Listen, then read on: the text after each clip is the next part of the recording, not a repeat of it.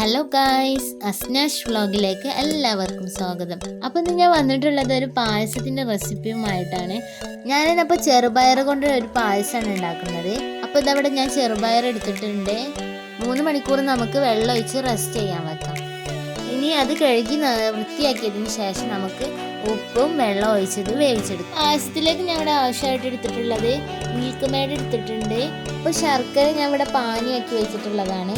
പിന്നെ അതിലേക്ക് ഒരു പാക്കറ്റ് പാൽ കൂടി കുറച്ച് എൻ്റെ കയ്യിൽ കുറച്ച് സേമിയ ഉണ്ടായിരുന്നു, അപ്പോൾ അത് കൊടുത്തിട്ടുണ്ട്.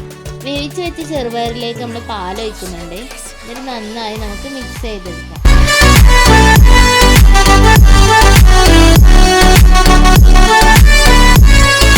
പിന്നെ ഇതിലേക്ക് നമ്മൾ ശർക്കര പാനി ഒഴിക്കുന്നുണ്ട്. ശേഷം നന്നായിട്ടൊന്ന് മിക്സ് ചെയ്തെടുക്കാം. അപ്പോൾ ഇനി നമുക്ക് 2 മിനിറ്റ് നേരം വെയിറ്റ് ചെയ്യാം. അപ്പോൾ ഇതിനത് പാലൊക്കെ ഒന്ന് തിളച്ച് സെറ്റായി വെക്കാം.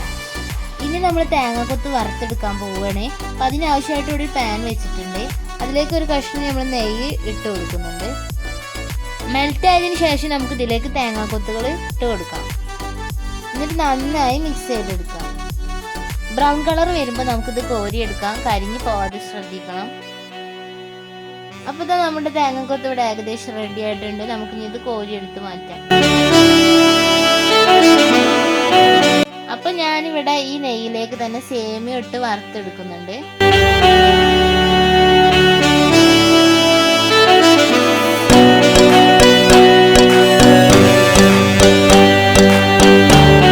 നമ്മുടെ സേമിയ ഇവിടെ ബ്രൗൺ കളർ വന്നിട്ടുണ്ട്. നമുക്കിനി ഇത് കോരിയെടുക്കാം. അപ്പോൾ നമ്മളെ പാലൊക്കെ ഇവിടെ തിളച്ച് വന്നിട്ടുണ്ട്. അപ്പോൾ ഇനി ഇതിലേക്ക് നമ്മൾ എടുത്തു വെച്ച മിൽക്ക് മെയ്ഡ് ഒഴിച്ചു കൊടുക്കാം. അപ്പോൾ മധുരം ആവശ്യത്തിനനുസരിച്ചിട്ട് ഒഴിച്ചു കൊടുക്കാവുന്നതാണ്. നമ്മളിവിടെ ശർക്കര പാനി ഒഴിച്ചതല്ലേ. എന്നിട്ടൊന്ന് മിക്സ് ചെയ്യാം.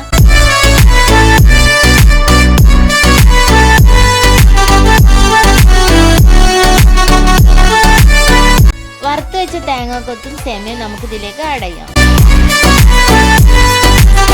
എന്നിട്ട് നന്നായി ഒന്ന് മിക്സ് ചെയ്ത് കൊടുക്കാം.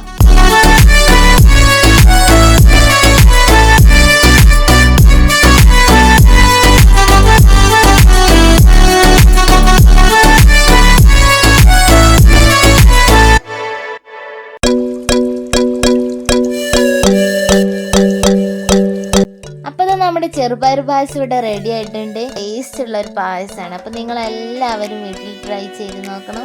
കുട്ടികൾക്കൊക്കെ നന്നായിട്ട് ഇഷ്ടപ്പെടും. അപ്പോൾ എൻ്റെ വീഡിയോ ആദ്യമായിട്ട് കാണുകയാണെങ്കിൽ നിങ്ങൾ ലൈക്ക് ചെയ്യണം, ഷെയർ ചെയ്യണം, കമൻറ്റ് ചെയ്യണം, സബ്സ്ക്രൈബ് ചെയ്യണം, ബെല്ലൈക്കൺ മറക്കാതെ അമർത്തണം. അപ്പോൾ ഇനി ഒരു പുതിയ വീഡിയോ ആയിട്ട് വരുന്നവരെ എല്ലാവർക്കും ബൈ.